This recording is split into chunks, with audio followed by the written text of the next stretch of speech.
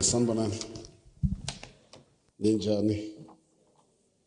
Siyaphila. And good afternoon to all in these COVID times. COVID sends sonke saba amabhari, and we always clad it in masks. Something that is very unusual. Program director, thank you for the opportunity, and I must also thank the organizers of this event. This organization, we've worked with it quite some time from the group, and I think the idea that they focus on women, they focus on the youth, is quite encouraging in that they're trying to bring you into understanding the need for economic transformation or self-economic transformation. I'm really grateful for that, Simpiwe. In fact, I was sitting there looking at the audience that I don't know how long ago it was when I was this young, as you, most of you are. And one of my reflections is that we never had events like this in our days. I think the whole idea of black people getting into business was very foreign, but also it was illegal for in many sectors. In fact, many of the sectors that we got to own, like the taxi industry, they were rebel sectors. You could see how the taxi industry or the taxis were being shoved off the roads by VTC buses. I grew up in a Sebokeng, and there's always been a conflict between the bus drivers and the taxi drivers. Tuck shops started off against the municipal bylaws, because the bylaws don't allow you to actually have a shop or rather run a business within a domestic environment, a retail business in particular. But because those were protest days, those that wanted to enter business had to contend with facing up to regulators. The taverns were illegal. In fact, there were not even taverns in those days. So business has always been a domain of struggle for those that wanted to participate. And it was never taught in school. We never had seminars, right? And it was only later on that some of us became exposed to the business environment.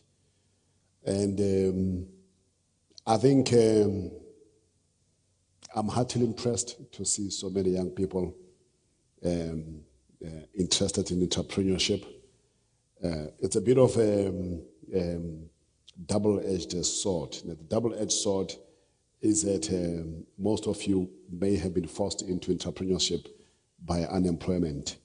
And sometimes these adversities that come, we can turn them into something beautiful, whereby you don't have job, and because there are no jobs available, you end up becoming the employer as opposed to being the employee. And that's a positive that perhaps would come out of the situation that we find ourselves in as a country. I've been asked to come and close this event, and some of the people that came to speak ahead of me are people that I respect very much. You may have heard Bonang Mohale. Bonang is my mentor. He's a protege. I've worked under Bonang in the past. I think it was in 2005. And we've been in contact and family friends for a long time. So, Spiro, you created a problem for me to make me speak after Bonang. I should only speak before he speaks, because I shouldn't be at the risk of contradicting him as a senior. I've asked for one slide to be put up here. I prepared just one slide for my speech today. I don't know if you can see the slide. Oh yeah, you can see it. It's showing in different areas. Now, this is a slide that I've created as a sort of a thinking model. And a thinking model to engage with young people at a much higher level so that you understand exactly what you are up against and what your challenge is.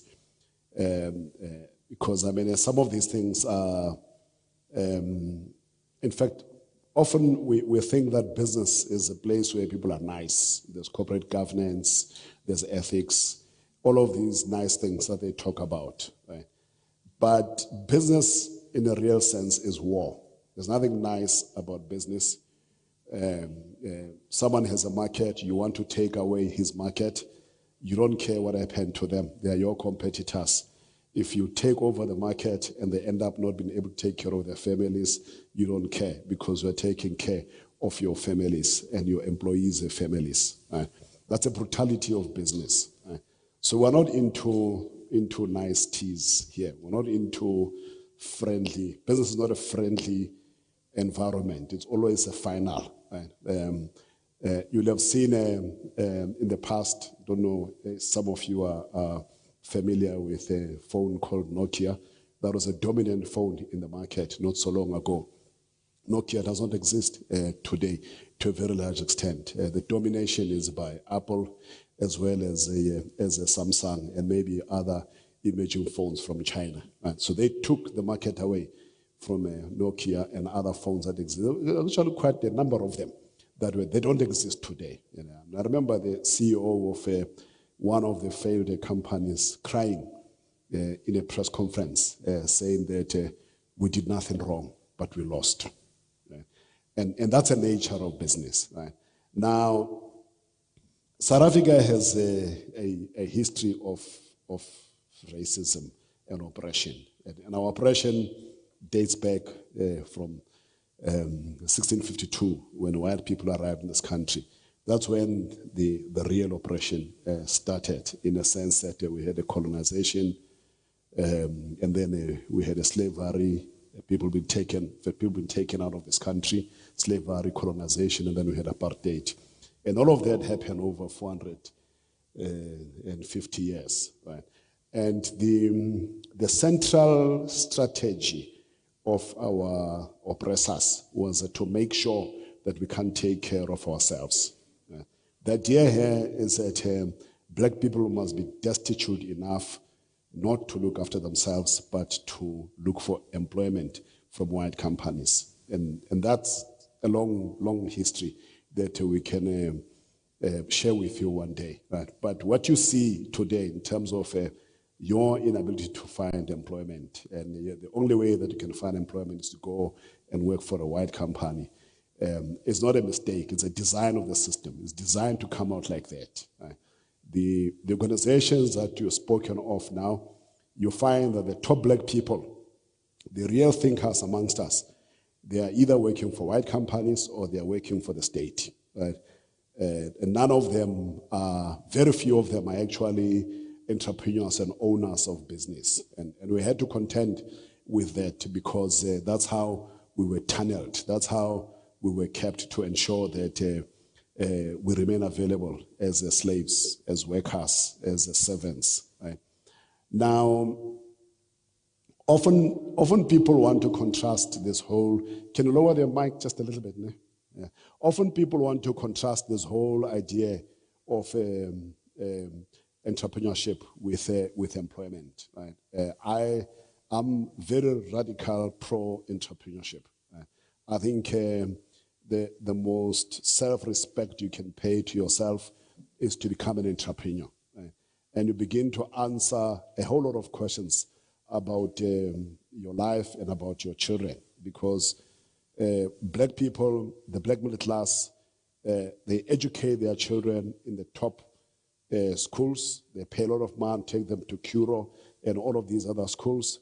They take them to university so that they can go and work for other people, not so that they can run businesses. Right? And that trajectory continues. Right? Now where we are now is that you're all striving for business and you're all struggling.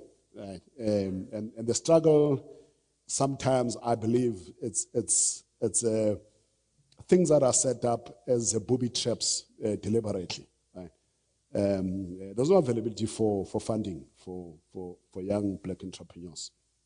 It's not available. And if you manage to get lucky enough to get it, good luck to you. And I raise this as something that we need to correct very hard. Right? And I've said to you that business is war, which means that we cannot afford to be nice when we try to solve the things that have to do with the black entrepreneurship. There's no niceness about it. We have to be rude. If you've been oppressed for 450 years as a people, and you think you can undo the oppression by being nice, then you're misunderstanding your oppression. You're misunderstanding the systemic nature of the oppression. So what do I have here on the graph is what I call a thinking model, which is a growth thinking model. Right? That if you were to assume white business owning 94% of the economy, and then by the economy here, I mean the entire private sector and the entire public sector, as the people that are benefiting and they're getting all the benefits out of it. Because even if you were to get a tender from the state to supply chairs,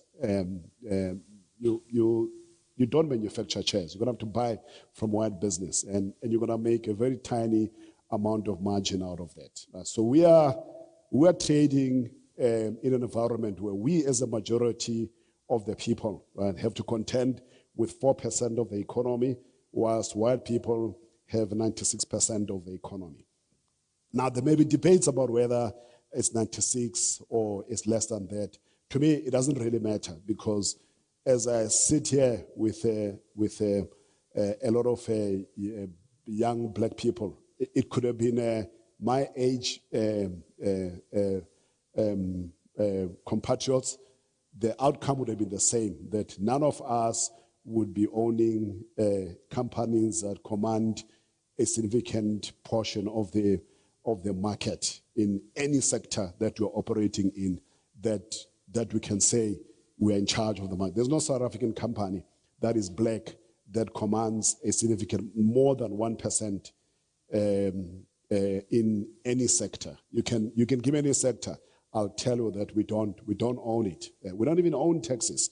The majority of the taxis are actually indebted to taxi finance, and often some of them, they actually even trading on behalf of taxi finance because they're unable to service the debt. So we're a captured people, and people can argue with me about the numbers, but the bottom line of the message is that we don't own this economy. We own a very tiny fraction of the economy, and I do a lot of thinking in practical terms about this, and I could debate anybody or to demonstrate that we are captured people. We think the state was captured.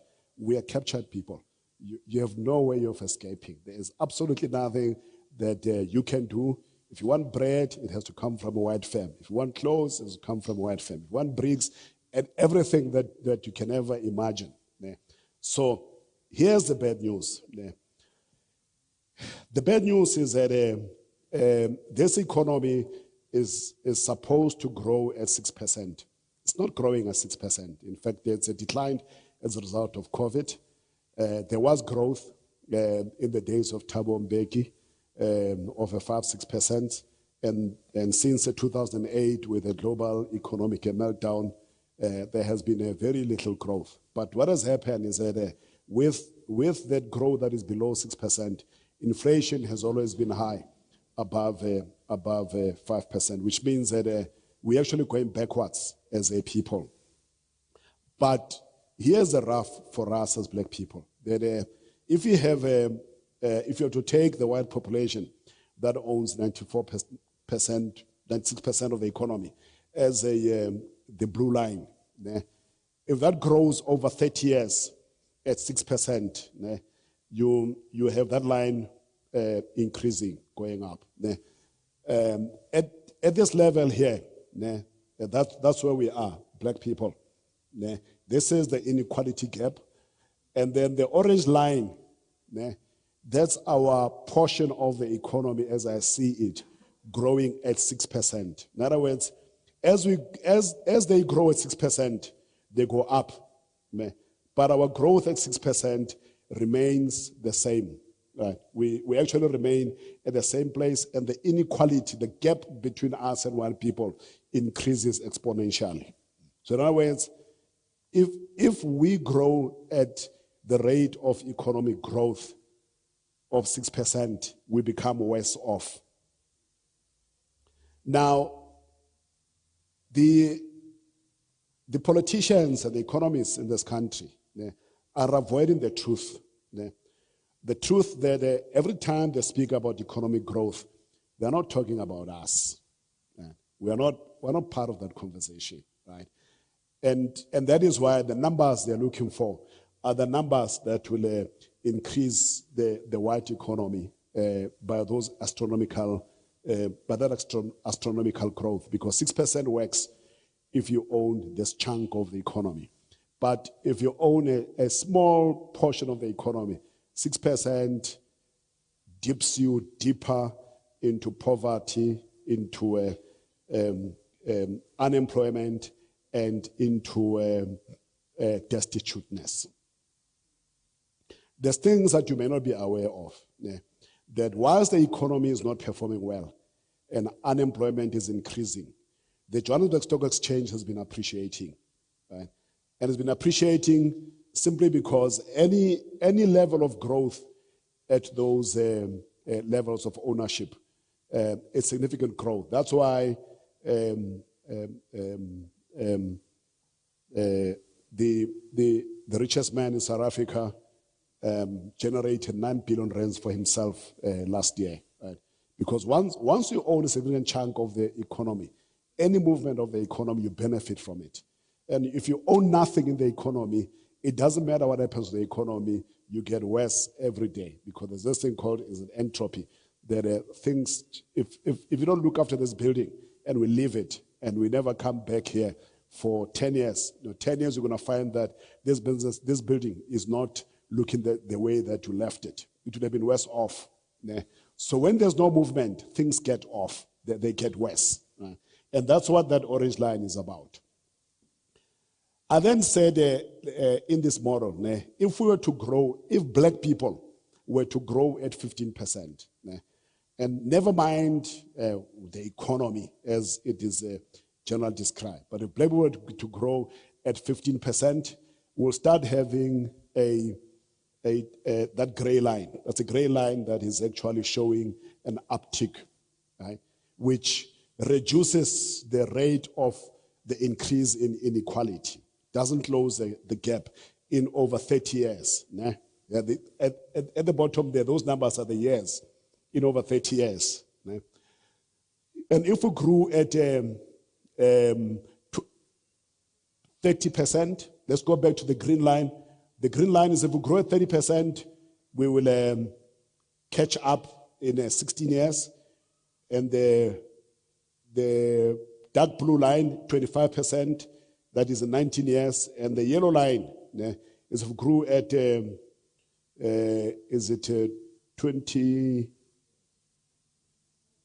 25%, we would catch up in 27 years. Now, not the 27 years of today, the next 27 years. That means you'll have become some of you will be over 50 by then. That's when we'll catch up in 27 years.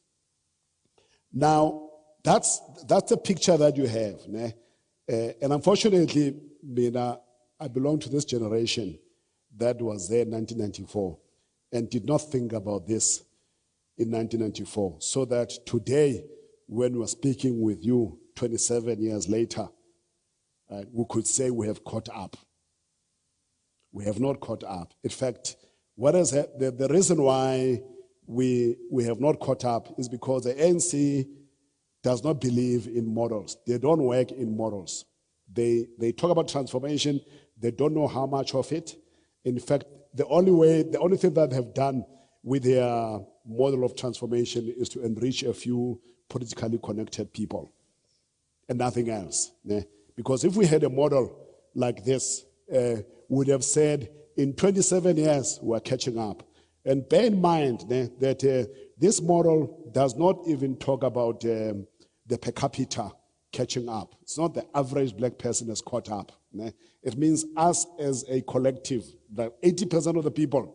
Now, what this model will be saying in 27 years, if we achieve 25% growth, this model will be saying 80% of the people own as much of the economy as the other 20% of the people, which actually means that there's a per capita inequality that still exists, but at least we'll be having a foundation. And for me, it tells you the depth of the problems that we face. We have a serious crisis in the economic field. You're struggling today because Simpiwe can never mobilize 100 black business people who can come here and each one offer at least one young man 200,000 rands funding for his own business, because they don't exist, right? And if you in 27 years' time are going to be in our position, the young people in 27 years' time are going to face the same challenges that you are facing, that you don't have access to funding because we don't control the economy. So, if you look at this model, it has milestones. Every year in that model indicates, if we had a plan, how far we should be. And to achieve equality, we have to do better than white business, which actually means that we can't be relying on white business if we have to do better than them. And the problem that we have in South Africa is that we have all of these false narratives. The false narrative that we will be empowered by white business, they won't. That will be, there's what they call inclusive economy. They'll include us, they won't. ShopRite checkers won't come here and help you establish a shopping center.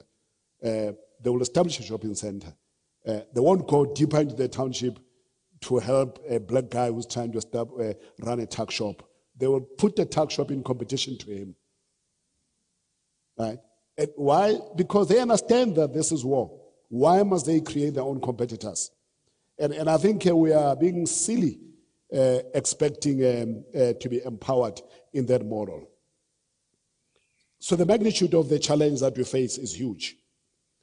I have 4 proofs that the ANC is not interested. The ruling party is not interested. And I'm not talking here to decampaign them for the election. I don't do such things. It so happened that we're here, and there's 4 things, because some of you may be branch members of the ANC. You must go back to the branches and debate these things. Take it as a criticism, not as a decampaigning. Right? There's no model with targets and timelines. They don't know how much they want to change of this economy because they don't think in those practical models. The BE legislation, sadly, is not about black people.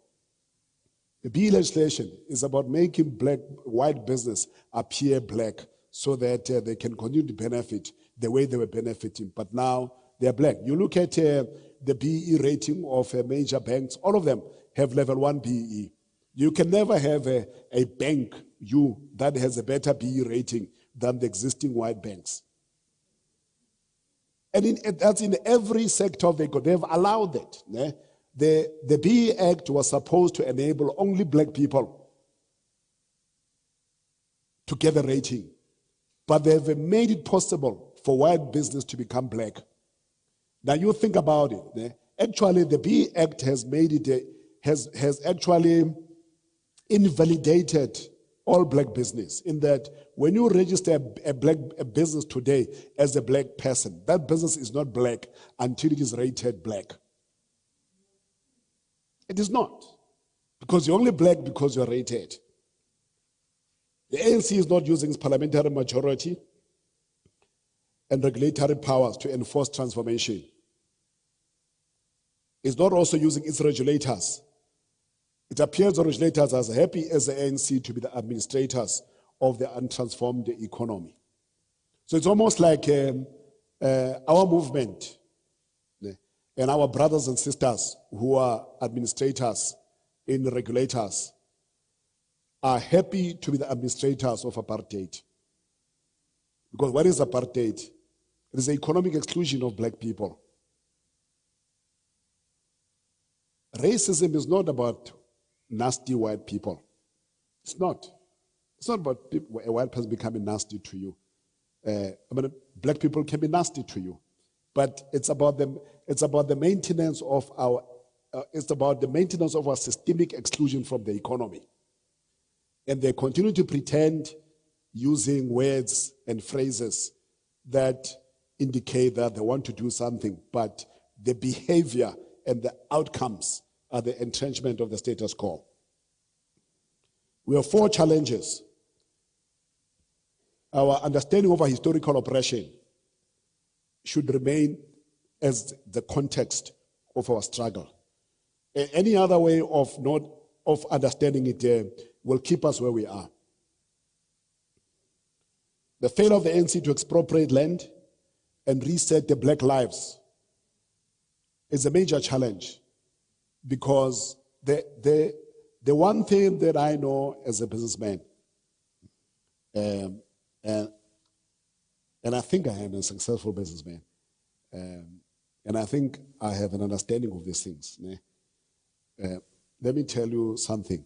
There will never be enough jobs to employ all the people that are looking for jobs today. Never. It's just not going to happen. You have 11 million people, at least, that are looking for jobs. And there's no plan anywhere to create any amount of jobs that will actually cover all of those people. And every year, there's 1 million of young people that are getting into the job market. The third challenge is that we have an increasing levels of poverty and hunger due to the market failure to create jobs. Now, as that poverty and hunger increases, the risk to us increases because crime increases. And as crime increases, and you put up more security guards, and we put up more security fences and alarms, the crime becomes brutal, and murder escalates. The fourth challenge here is accelerating change in the global economy. Accelerating change with one COVID-19 that has dislocated the resource allocation in the world and destroyed certain sectors that were employers of people. You've seen that happen. The airline industry globally is not coming back soon. The tourism industry is not coming back soon. The hotel industry is in trouble. But also technological innovation in robotics and IoT, and the challenge to the status quo. In fact, some of the clients that you think you may serve may not exist in the future because of COVID and technology. If your clients are hotel industry, technology, in app development like Airbnb is actually challenging hotels and the manner in which people do travel. And COVID, the impact of COVID, which has resulted in us holding most meetings remotely, is challenging hotels that conferences can be held remotely. The things that are holding us back, 4 things that are holding us back: the dislocation of capital in South Africa. The money that belongs to South Africa has been wasted overseas by South African companies that have lost money there. The likes of Woolworths have lost money in Australia. We all know about the Steinhoff. There has been so many of well-run companies within the South African context, but they see flames overseas and they lose money. Likes of Nampak lost money. The second thing that's holding us back is the black middle class apathy. Our brothers and sisters who are employed in high positions, middle to high positions in these companies, they went there not to learn how to run businesses, but to hide from the reality of black need, in that they're okay, we're okay, in that we're employed as executives in these companies. But we're not coming back to say, hang on, we're in there, we've learned how things are done, this is how things are done. That's a loss of people that are supposed to be helping us. The insular nature of black business, right? That you are left on your own here as a people that are expected to start entrepreneurial ventures. Right. Thank you. You are left on your own. And so I think this is a challenge there. And I know that you're very passionate about entrepreneurship. The fact that mostly the unemployed youth are the ones that are faced with the challenge of entrepreneurship in order to feed themselves and their family and to employ other fellow black people. And they do so without any experience of running businesses or being in corporate, because you make the best mistakes using someone else's money. If you can work in a company and be senior and make mistakes, and those mistakes don't cost you, but they cost the company, but you get to learn yourself, you get to walk away with a skill. I think where you are mostly unfortunate is that you have to fund your own mistakes. You have to find your own lessons. And those of us who are privileged enough to have learned using other people's money and resources are not coming back to assist you. So we needed to have that renewal of engagement, to say, if you're working for Pick and Pay as a senior executive, what have you learned that you can come and share with tuck shop owners? Because I do believe that if you have learned enough, you can teach.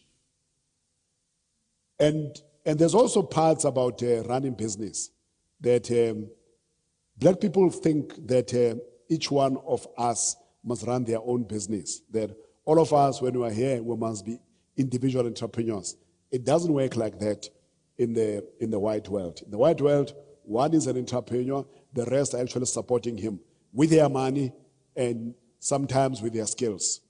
I think the failure of black people to cooperate and to invest in one another and to create relationships of trust is one of those things that are going to delay our progress. Because if you look at the companies that were successful, like Discovery Group, Adrian Gore does not own 100% of Discovery Group. It's worth over 80 billion rands, but he owns about 8-9% of that group. But you find black businesses, the owner must own 100% of the business. And what happens when when you do that is that you don't get what they call the critical mass in terms of funding. You don't get to use other people's money. You're always struggling because you struggle between feeding yourself and also feeding the business. So we need to share in order to progress, so that we can also get this strategic leverage. 4 things that will happen if we don't change this economy. If this economy does not end up having black people grow to a point where we own at least the equitable part of the economy. One is that if we don't participate, the economy won't grow. Unemployment will continue and poverty deepen. And there will be a bitter revolution of the poor. And the black middle class, Simpiwe, you and me, will be rejected by both white people when the poor revolt, and will be rejected by black people. Because white people will say, you have no control over your people. And black people will say, we thought you knew what you were doing. Look where we are. So we are the losers in this. What are the things that we should do? And if I talk about this thing of being losers in this, sadly, some successful black business, some in the continent and some in South Africa, have decided to relocate overseas whilst they run businesses here, because they run away from the possibility of there has been the unmasking of this rainbow nation, because a lot of these narratives about rainbow nation was to keep black people quiet and hoping that there's a pot of gold at the end of the rainbow nation. And everybody knows that there's no pot of gold. So they're running away just in case this thing implodes. Because if it remains as it is now, it is bound to implode. There is no ways that we can sustain this going forward. So what we need to do as black business and the black middle class, we need to align with the young people and the poor in funding subsistence SMMEs. It's important that we get to that. The black middle class must cease consumption and focus on investment, wealth, and job creation. Because there's no point in educating our children to be employed like us. We have to break the cycle of dependence on employment for the educated black people that don't get educated to be employed by another person. In fact, often someone less educated than you. I think we need to leverage our powers in community and recapture the state. Now, we recapture the state and restore destroyed and privatized SOEs. The whole idea of state capture has been made to be a demonized thing, and we're told it was done by the Guptas. It was never done by the Guptas. Guptas have never captured the state. It's a lie. There were three Gupta brothers. The state is huge. The state, the national government has 1.8 trillion rands in expenditure every year. The SOE is probably another trillion rands. The municipalities as well, another trillion rands. You look at the benefit that goes to white business in the state. The state has always been captured by white business. The Guptas were contesting white business, and we never saw what was going on, that it was a war between two parties that want to monopolize the state at our exclusion. And we remain excluded even today. In fact, I could argue that it's worse off in that some of those SOEs we relied on for jobs and contracts are actually being destroyed as we speak. And we can never, as a people, not rely on the state. I think we've been influenced to be vulgar against tenders, and we call people tenderpreneurs. I can tell you now, the construction industry in South Africa, the formal construction industry in South Africa collapsed because there were no tenders. The extent to which white business relies on tender is actually amazing, that they were able to make us look like we're the people that rely on tender, when we should be relying on tender as much as they do, or even more than they do. So the state is powerful. You cannot. The state is the single most important institution for empowerment of people and the elimination of poverty. It's a very important institution. And we need to be resolute in our different political parties to ensure that there's alignment of black parties in ensuring that the state is captured for the benefit of black people. It has to be. My last point here is that black business must relate with white business as equals and invest in competitive innovations to enter and lead the economy. We have to lead the economy. And here, this is something that is a challenge, in particular in these days of technology for young people. That technology is there to help you leapfrog, right? In other words, it's there to help you pass certain stages in life and to pass certain people that have built the infrastructure that has become the barrier to entry. And we are seeing this at a global level where the likes of Uber, they have bypassed the need for licenses and the need for owning a lot of taxis. And they have created a company valued in hundreds of billions of dollars. And we've also spoken now about the Airbnb, which does not own hotels, but is running a virtual hotel.